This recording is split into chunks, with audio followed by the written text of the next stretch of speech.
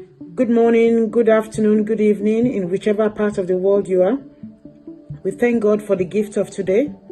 I'd like to warmly welcome you to the Take 5 Lenten Season Talk. My name is Ibironke Adiagbo. I'm one of the pastors in training at the New Covenant District Church. And our Bible passage for today is Matthew 6:6, which reads, "But when you pray, go into your room, close the door, and pray to your Father who is unseen. Then your Father who sees what is done in secret will reward you." Matthew 6:6 is part of the Sermon on the Mount, where Jesus instructs on giving prayer and fasting. As you know, we are in the Lenten season, and during Lent, we tend to be more closer to God and more prayerful.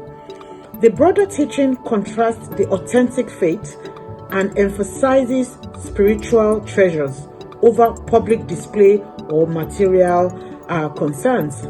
As we know, in this day and age, social media is the highlight of most people's life. They all want to be very visible. They all want to be seen. They want to be trending. And as Christians, whatever relationship we have with God, we need to nurture it, and we need to nurture it in private. It is not for public consumption. You don't need to display to the whole world that you are very close to God or you've got a relationship with God. God is saying to you, when you want to pray to Him, go into the private of your room to pray to Him. And He that sees you in private will surely reward you in public.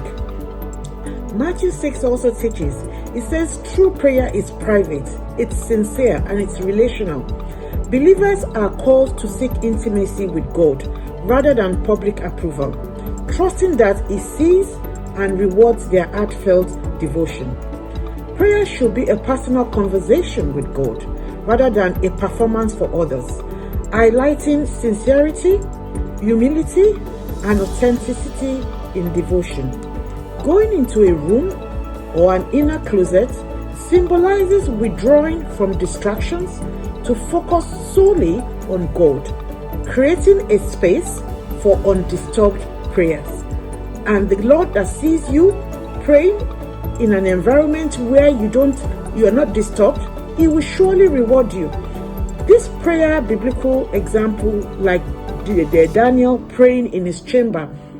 You remember Daniel was praying in his chamber, and also Elijah retreating on Mount Horeb, showing the biblical precedent for private devotion. Jesus contrasts this approach with the hypocrites, the Pharisees and the Sadducees, who pray publicly to gain approval, what we Yoruba call karimi. The verse underscores that the true value of prayer lies in the heart's intention, not public recognition. The promise that the Father will reward you affirms that God acknowledges genuine devotion in private, and rewards many manifest as spiritual growth, peace, guidance, and eternal treasure, rather than immediate material benefits. Cultivating a private prayer life. Please set aside dedicated time and space for personal prayer, away from interruptions.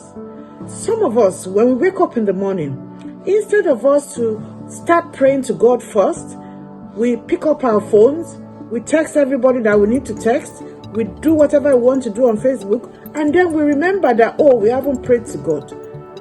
What we are saying here is that let's try and prioritize God. Let's talk to God first. Let's just give Him that honor before we start texting everybody and Facebooking everybody. Focus on honest communication with God rather than gesture to impress others. Learn to embrace intimacy with God. Prayer is relational. Believers approach God as cherished children, confidently bringing their needs and supplications and pains and their struggles. Reflect on intentions. Use the practice to examine where your prayers are driven by faith and love or a desire for approval. It reminds believers that God values the acts and the motive behind every act of devotion. So in summary, Matthew 6 calls Christian to be intimate, nurture a relationship with God, prioritize God, focus on God, have a heartfelt prayer. It encourages private communication with God, genuine sincerity and trust in His unseen guidance and rewards, fostering a personal and transformative relationship with the divine. So please promise me that you will always pray in private, and whatever you do in private, whether you are fasting or you're giving someone something, please let's endeavor to do it in a confidential manner. And my God that sees you doing it in private will surely reward you in public. Thank you and God bless you.